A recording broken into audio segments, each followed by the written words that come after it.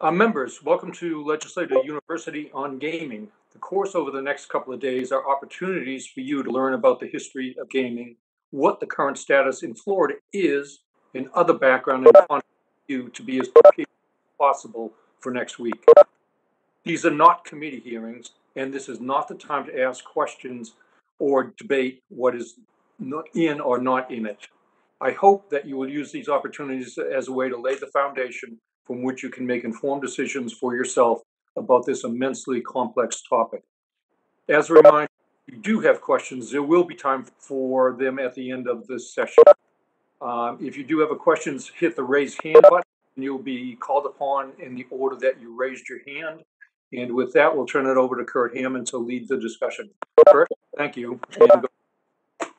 Thank you, Leader Grant, and welcome to the 101, the first course of our training series in the gaming edition of Legislator University. I'm Kurt Hammond. I'm with the House Commerce Committee staff, and one of the many broad and diverse areas that we cover is gaming. And for the next few days, I'm going to be acting like a professor of gaming, or at least trying to act like a professor of gaming. And let's go ahead and get started. If I can share my screen effectively. Here we go. Okay, so yes, this is the Gaming 101 course. This course is the basics. So we are not trying to get into all of the nitty-gritty of all the different and complex topics. We're trying to give you a baseline of the history of Florida. And when you start seeing some of this, if you're not very familiar with gaming, it will be helpful to understand kind of how we got here, because we have a very broad and diverse marketplace of gaming, and it does get kind of confusing. And I think it is important to know your history, so that you can know how we got here and why some of these things are still issues out there facing us today in the special session. So the first chart, just to kind of give a basis for where we are, and we're going to go back in time here starting on the next slides, but just to kind of frame the landscape of Florida, this is a chart that has a map that DBPR works to develop every year and try to graphically show where all the entities are. So you have a key on the left and shows the colors of whether they're Greyhound tracks, high life facilities, thoroughbred facilities, harness, quarter horse, or limited wagering licenses. And then there's circles with the light blue for card rooms, and S's for the slot machines in Broward and Dade. And we'll get more into each of those sectors here in a minute, but this kind of gives you a lay of the land. Just so you know, this is something that's always changing. For example, one facility did begin doing card rooms in the 2021 fiscal year, but then stopped doing them due to issues with the coronavirus, and so it kind of fluctuates in and around. I think the important thing is not to focus on the actual numbers of them, but just to know where they are and try to keep up with what's happening with each one of them. To begin with, let's go back in time and let's see how legalized gambling really began in Florida. And in the 1920s, a number of dog tracks began to operate in Florida for racing with pari-mutuel pools for dog tracks. There was not at the time in the 20s, a formal statutory authorization for that. So in 1931, the legislature did adopt formal authorization for horse, dog racing, and pari-mutuels pools. And to do that, they overrode a veto by the then Governor Carlton. In 1935, Highlight was added, which is a sport with wagers, pari-mutuel wagers that are eligible for that. And they also added slot machines, which is something that a lot of people don't realize that they were authorized for a short time way back in the 1930s. So the industry did rush to start operating slot machines in the 1930s and did provide some state revenue there. However, a young, interesting history fact, a young person named representative named Leroy Collins led the charge in 1937 to ban the slot machines. So slot authorization was repealed in 1937. And this followed, a lot of referendums in counties where a large majority showed that people were against their operation at the time. The reason why a lot of these began in the 1920s and flourished in the 30s was due to the land boom in Florida. It was bringing a lot more people to Florida, and also the Great Depression was creating, fiscal crisis all across the country. So these tracks sprung up and grew quite a bit in those early years. They, from the beginning, they had a tax on pari-mutuel betting and a tax on admissions, and we'll talk a little bit more about that later on. The pari-mutuel industry grew from 1931 today, but when we get to the back, I will show that while the industry has grown, some of the revenue streams have declined significantly. So in the 1931, there were only 6 dog tracks and 3 horse tracks. Now we have 16 dog tracks, 3 thoroughbred, 6 quarter horse, 1 harness track, and 9 high life frontons. We were the first state to allow dog tracks legally, and there were 10. And by 1935, there were 10 of them. I will note that in the 1950s, the U.S. Senate, one of the U.S. Senate special committees, did investigate activities related to organized gaming at some of these tracks, and so there has been some concern about gaming activities over the distant past in Florida, as there were in some other states. But over the last 10 years, a number of entities have published stories about the injuries and deaths suffered by greyhounds in the racing industry. And in 2018, the voters approved a constitutional amendment that ended dog racing, and we'll have a little bit more detail in the next few slides, but the official end to dog racing in Florida was on December 31st, 2020, so there are no longer Florida greyhound races. Live dog racing is still operated in Arkansas, Iowa, and West Virginia. This is the amendment. It's Article 10, Section 32, passed again in 2018 by the voters. And it phased out dog racing, it allowed them to first choose to phase out, and a number of them did immediately phase out their operations and then ceased them all at the end of last year. And it is prohibited now per the Constitution. In the constitutional amendment, the greyhound tracks were allowed to continue their gaming activities, like card rooms and slots where they had them, in the absence of live racing, which is not allowed for other types of gaming, pari-mutuel gaming facilities. So that we will discuss that quite a bit in one of our future trainings about the issue of decoupling. But as of now, due to the constitutional amendment, the greyhound permit holders, are essentially decoupled. They do not have to run live events, and they may maintain their card rooms and slot facilities. The amendment also required that the legislature create civil and criminal penalties for violations. We have not done that. However, that proposal was in some of the versions of the bills that were initially reviewed during this past regular session.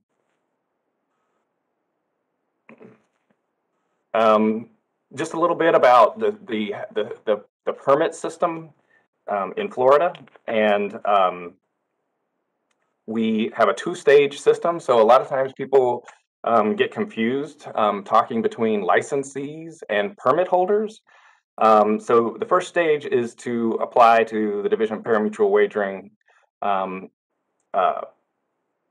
for a permit. And then if the permit is approved, you have to have a referendum in the county where the licenses will be located. And if that is approved, the permit holder may be issued an annual license for the pari-mutuel activity. And again, so you can have a permit and in some cases not have an operating license, for that year or for part of the year and different things like that.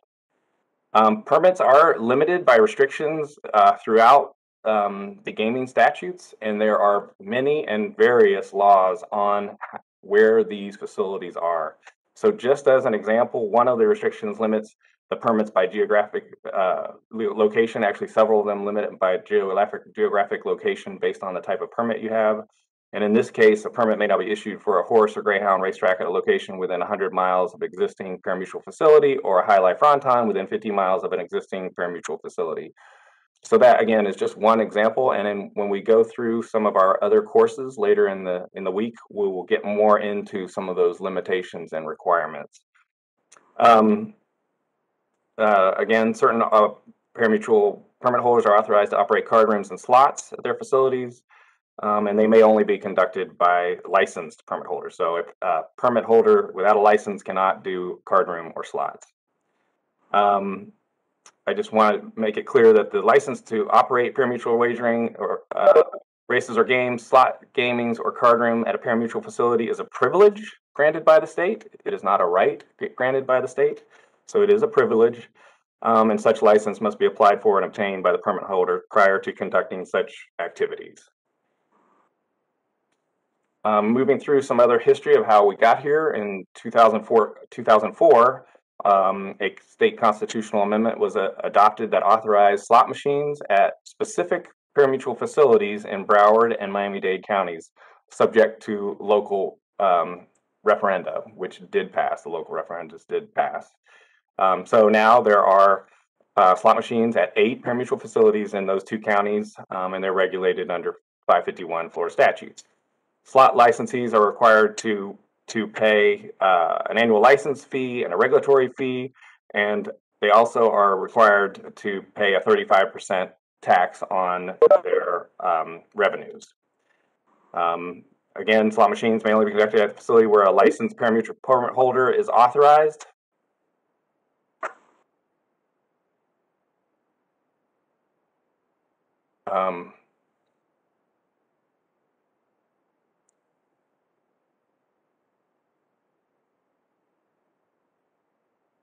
Sorry, got a note about that. I'm not sure how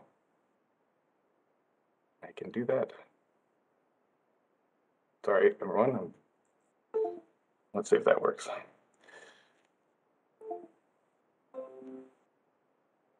Sorry, I'm having a display issue here.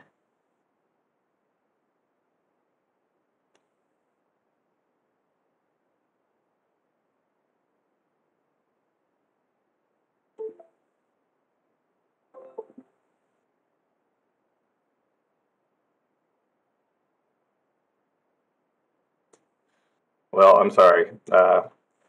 Can't seem to fix that right now. Sorry about that.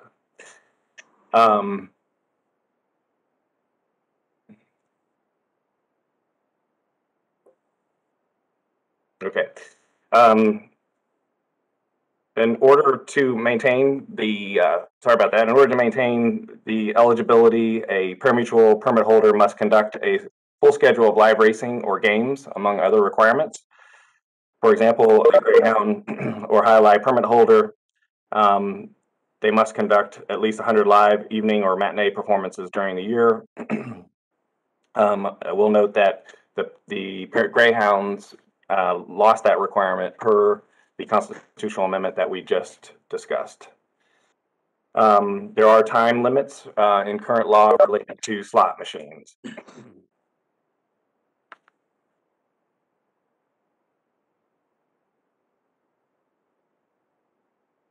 Card rooms. In 1996, the legislature authorized card rooms at pari-mutuel facilities. In this current year, there are 26 card room license holders. And card rooms must be approved by an ordinance of the county commission where the pari-mutuel facility is located. A pari-mutuel facility that operates a card room may play authorized games, which include a game or series of games of poker or dominoes, which are played in a non-banked manner. Therefore, games are limited to where the participants play against each other instead of against the house.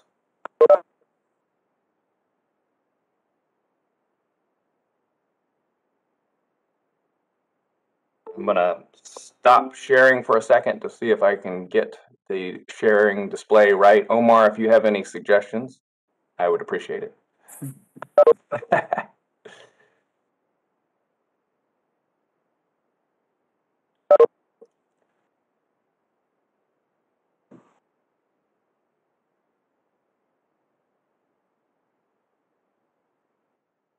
There you go. All right, is this full screen? Yes, sir. I'm sorry about that, everyone. So I think I was here. I apologize.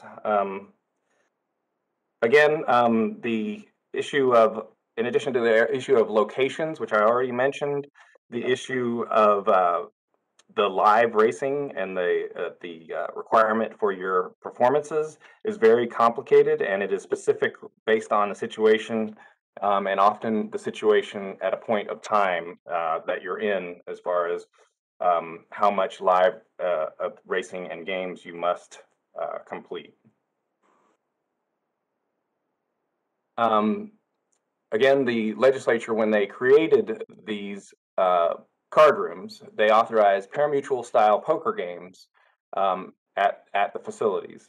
At the time, these were universally understood as games that would be played against the players at the table, not played against the house, with the card room taking a small percentage for the waivers of its for its operations and for payments of the taxes.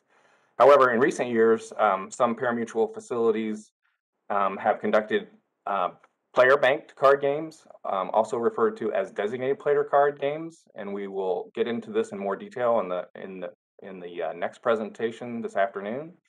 And also in the talking about the compact, we'll discuss this. However, there is not specific statutory authorization for these designated player games. I will note, though, however, and the industry is quick to point out, that DBPR did, at the time that these games began to be played, they did attempt to adopt rules related to the regulation of those games. So this is an important historical fact and something that will be discussed more as we discuss the next trainings. I'll get into this a little further in more details, but a federal court a few years ago held that these games are contrary to the tribal exclusivity provisions of the 2010 compact. These designated player games simulate the player experience of a house bank card game by allowing one player at the table to serve as the bank against all the other players. In practice, these designated players are often not a regular player at all. They are often an employee of a third-party company, which is operating in a manner that is indistinguishable from a house-banked operation. The Florida Lottery is an official state entity that was authorized by a constitutional amendment in 1986, and it is designed to generate additional revenue for education. The Florida Lottery only sells draw and scratch-off games, and they have significant revenue over the last few years, and they're the second highest U.S. lottery in total sales and the 10th highest among U.S. lotteries in per capita sales. In 2019 or 1920, they distributed over $1.9 billion for education in Florida. Tribal gaming on tribal lands. Tribes are independent sovereign nations under U.S. law. We will have an entire course related to the IGRA system. So I'll quickly go through this, and this is more of a history on this. Tribal gaming began in 1979 in bingo halls. However, a court held that the Florida statute limiting bingo games could not be enforced against the Seminole tribe of Florida, and therefore tribal members as well as non-tribal members could play bingo at tribal facilities. In 1987, the U.S. Supreme Court confirmed the authority of tribal governments to establish gaming operations independent of state regulation when that state allows a type of gaming. Congress took up this issue and passed the Indian Gaming Regulatory Act in 1988, which allows tribes to participate in gaming activities on tribal lands if the tribe meets certain requirements. Tribes are allowed to offer any game that the state allows to anyone. However, tribes must have a tribal state compact in place and have it approved by the U.S. Department of Interior to offer Class 3 gaming that is otherwise prohibited in the state. The state may not impose a tax, fee, or charge or other assessment on Indian gaming. This is a very important point, and we will, again, cover this in more detail in our IGRA training course. But they are different than state entities, and we cannot impose a specific tax on Indian gaming activities. But what we can do under IGRA is that the state can recoup the cost of regulation of gaming activities at tribal facilities. And in addition, the state may receive a share of tribal gaming revenues under a compact in exchange for meaningful concessions affording substantial economic benefits to the tribe. So meaningful concessions often is interpreted to be exclusivity of games or a zone of exclusivity.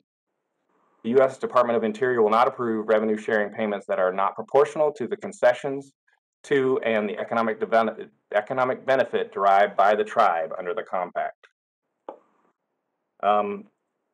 The current compact, and there is a lot of confusion on this, the 2010 Seminole Compact is still in effect.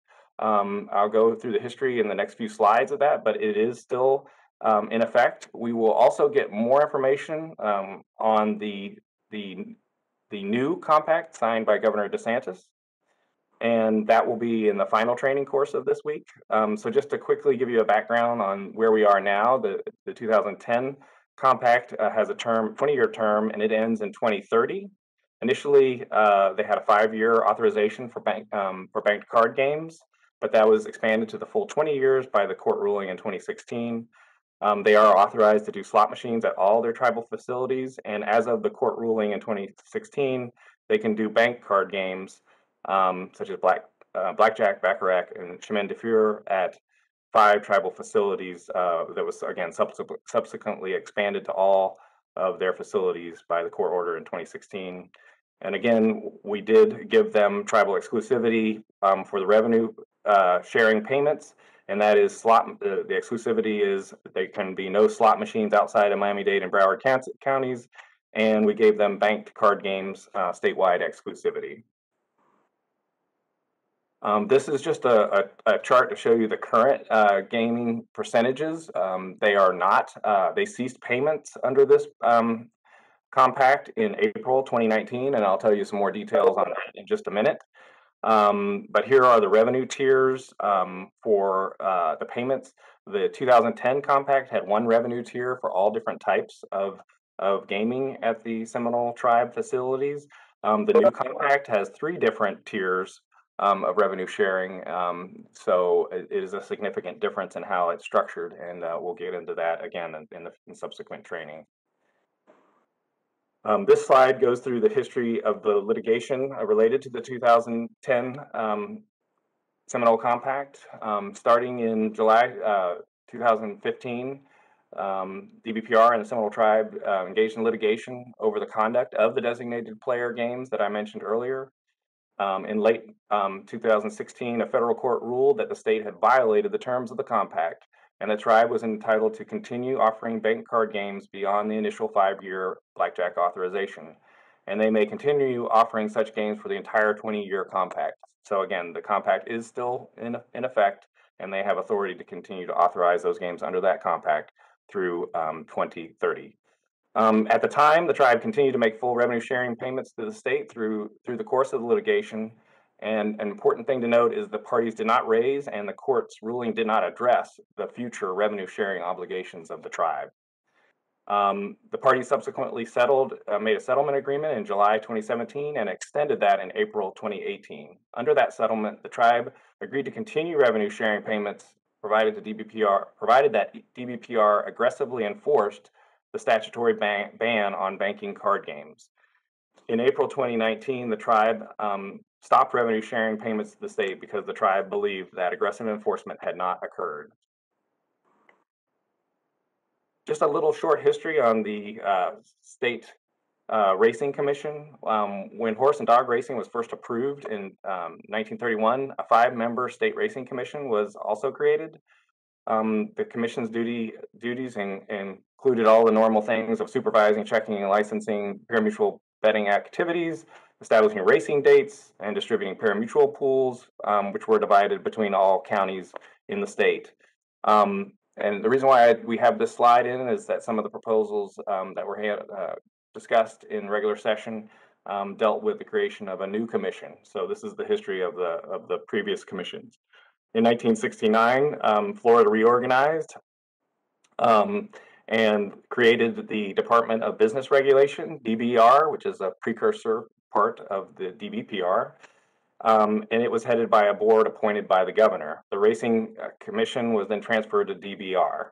In 1971, DBR was reorganized once again, and the State Racing Commission functions, except for the setting of dates for track and fronton operations, were transferred to the new Division of Parimutuel Wagering.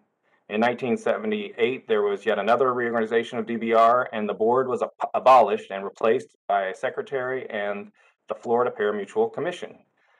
The commission consisted of 5 members appointed by the governor and for 4-year terms. The commission, however, was primarily responsible for only awarding the racing dates. All other activities were handled by the Division of Parimutuel, or by the department and the division. Today, the Division of Parimutuel Wagering is within the Department of Business and Professional Regulations, and they license and regulate the industry, including all of the normal provisions that you would normally think of. Another important constitutional amendment to note when we're looking at history was Amendment 3 in 2018, which is now Article 10, Section 30 of the Florida Constitution, and this is voter control of gambling. This constitutional amendment provides voters with the exclusive right to decide whether to authorize casino gambling in Florida through a citizens' initiative ballot measure. It requires a constitutional amendment to authorize casino gambling that is defined in the amendment, which means the legislature can no longer directly authorize casino gambling, and they must be proposed by a citizen initiative process. Casino gambling means any types of games typically found in casinos and that are within the definition of Class 3 gaming under the Federal Indian Gaming Regulatory Act. It does not, the tribe does not limit the ability of the state or tribes to negotiate gaming compacts for the conduct of casino gambling on tribal lands. The next few charts are a wrap up to just kind of show the overall landscape of Florida that we've kind of gone through a history of so far. And that is parimutuel live events, which include dog, horse, and highlight, and they were authorized in 1931. There's over 30 licensed parimutuel permit holders, and in 2019-20, they generated $5.2 million in state revenue. Card rooms at 26 licensed facilities in 2019-20 generated $14 million in state revenue. Slot machines in 2019-20 had a slight decline due to the things in that fiscal year, and they generated $156 million from the two counties where the 8 licensed facilities are authorized. I've already gone through the history, but tribal gaming fundings did cease in April of 2019, but that gives you a little history of the money. And also, I've already mentioned the lottery and their revenue. Just to show you a chart that shows some of the history of the state revenue related to these gaming activities. You can see the history of it over the last few years, and I will note to you that in the early 1990s, the revenue from parimutuel wagering was significant, especially if you look at what the state budget was in those years. So that number was significant, but as you can see, it has steadily declined over the years. Slot machines is the green bar. Card rooms are the yellow bar. The blue bar shows the Seminole Compact revenue from 2010. And shows that it did cease in 1920. So that's some basics, and I'm going to welcome some questions here in a little while. But before we get to to the questions, I will note that we do have future courses on fantasy sports wagering, decoupling, relocation of gaming facilities, modification of existing laws related to Greyhound following the constitutional banning, Indian gaming and IGRA, and the new compact between the Seminole tribe and the state of Florida to examine that and compare it to the 2010 compact. And finally, a presentation on gaming commissions and enforcement agencies across the country. So with that, I'll turn it over to any questions. Thank you, Kurt. Members, much like previous Legislator University courses, you know the routine. Just hit the little hand button on the participant list or wave at the camera, and we will unmute you if you have any questions for Kurt. And once again, a reminder, there you are, sir. Representative Hawkins. My question is, when they quit paying, what was the definition of aggressive regulatory, or what the DVPR was supposed to be doing? How did that become where they didn't make payment? What was their definition of it not being done properly? And Laura Anstead of our policy chief for regulatory reform is on the line too, and she can jump in if I make any mistakes in answering these questions, which I'm sure she will. But I don't believe that the settlement agreement had very much specifics about what aggressive enforcement was. However, they promised to aggressively enforce and essentially shut down those designated player games, which did not happen. They continued to be operated. Have we got that covered in this newest agreement? The new agreement does have authorization for a limited number of these designated player tables at parimutuel facilities. They limit the number of tables for this to 10 in Broward and Dade counties and 30 in the counties outside of Broward and Dade. All right, thank you.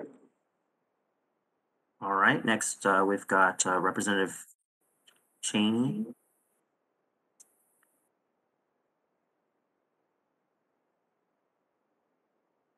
There should be a request to unmute. Yep, there you go. All right, thank you. You mentioned in one of the earlier slides there has to be live performances. I'm thinking of the Hard Rock Cafe here in Tampa. By live performances, it sounded like you meant high life or horse racing, and I'm not aware of that at Hard Rock Cafe. Right, I was referring only to the state parimutuel facilities. Sorry, I should have made that clear. But yes, the tribal facilities do not have to have live events and have not been required. The compact of 2010 did not require any of that, and they have not done that. Now they do have inter-track wagering at those facilities, so there is parimutuel wagering, I believe, on other tracks across the world, but they don't run live events there. Thank you.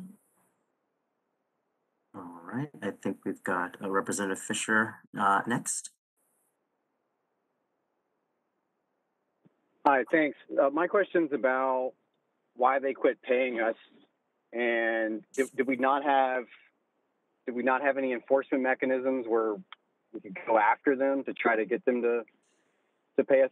And are there lessons to be learned from how the last agreement was written? Because I think it would be a mistake to set it up again where they can just quit paying us and get a 30-year deal. I know you'll cover some of that maybe later, but could you talk about enforcement mechanisms on how to make sure that they pay us under the existing compact? And how do we get them to start paying again? There are a number of provisions in both the 2010 and the new 2021 proposed compact that would be up for ratification about how dispute resolutions would occur. I will point out that in the 2010 processes weren't exactly followed. There was the federal court case instead in the ruling. So it did not trigger the full extent of the dispute resolution of the 2010 compact. And I think a lot of it was and the delay related to the fact that the state at the time was still having compact negotiations with the tribe through those years after the court case. So I think the tribe, paid under the settlement agreements in good faith, attempting to, settle the dispute through either compact amendments or through a new compact. And when that fell through and did not occur, they notified the state that they were stopping payment, and the state did not pursue any other enforcement after that.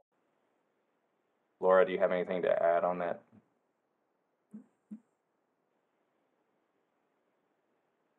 Okay. I do have a follow-up if I can. Of course, yes, sir.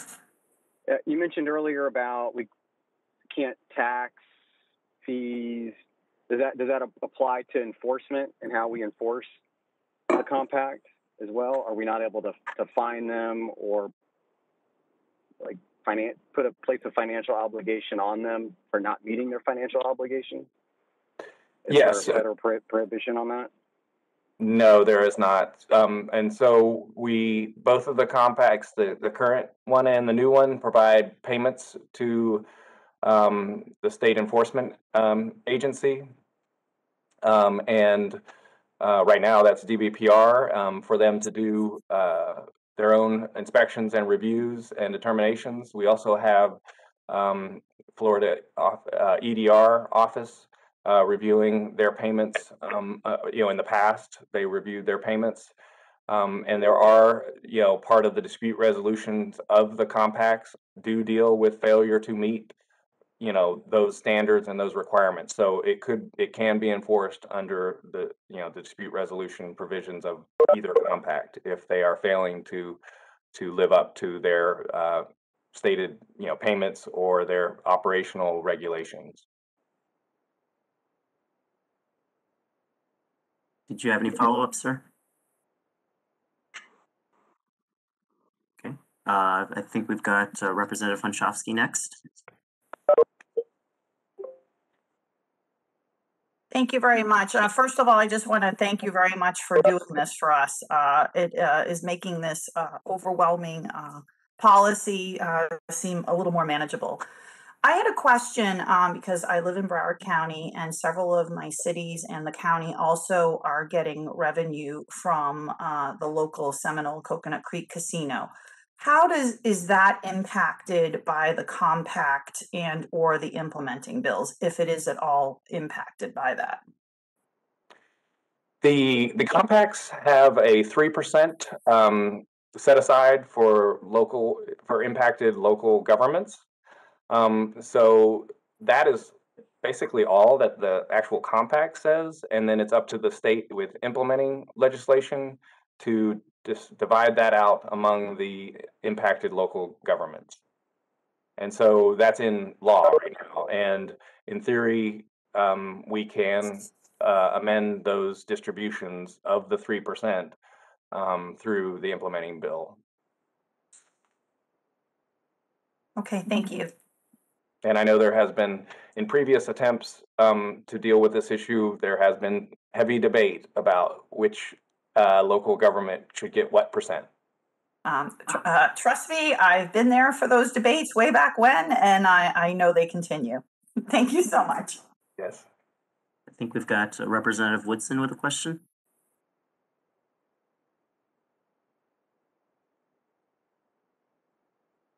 Should be getting a request to unmute. I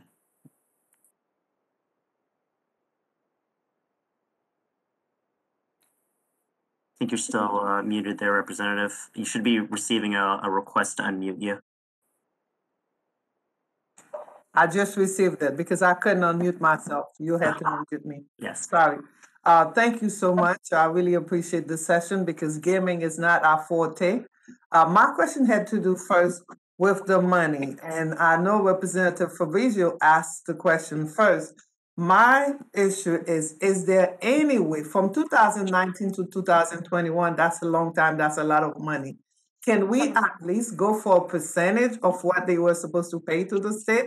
Even if it's a small percentage, any dollar counts, especially with what we're dealing with right now with the pandemic. Is there anywhere in there that we can have a conversation or even find it in the old compact that would allow the state to get even a percentage of what they were supposed to pay to the state?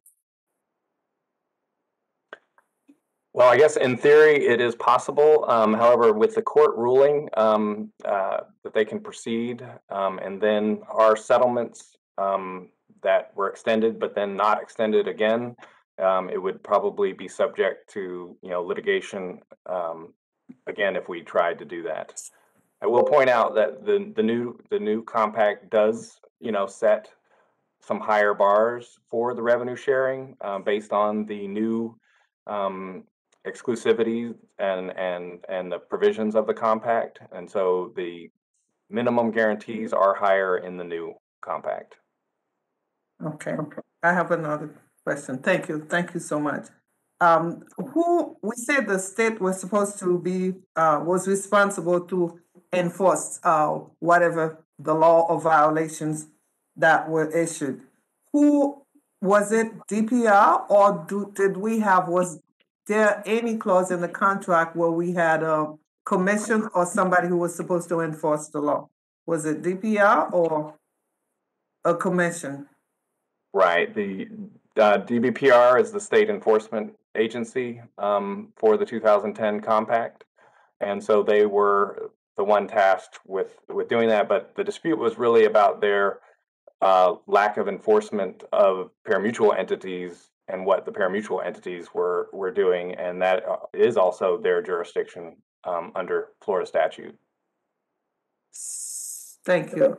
So do we intend to make changes in the new compact to make sure that we either have a commission or some other agency to oversee it, or some more accountability in order to make sure that doesn't happen?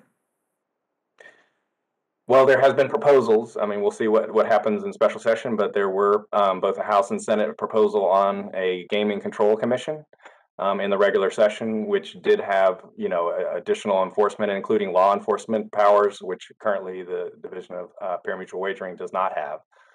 So those were the proposals then, and we'll see what comes out in special session. Okay, thank you so much. I appreciate it. Anybody else with any questions? I'm not seeing any hands or anybody waving at the camera. As with past Legislative University courses, these slides that Kurt presented will be available online, as will this video, so that you can review it afterwards. We've got one class this afternoon and then 2 a day for the next 2 days. But again, you're able to view them online if you were unable to attend. Kurt, appreciate the presentation, and Leader, thank you for starting us off. Unless there are any other questions from anybody, that will do it for this course. Thank you very much, everyone.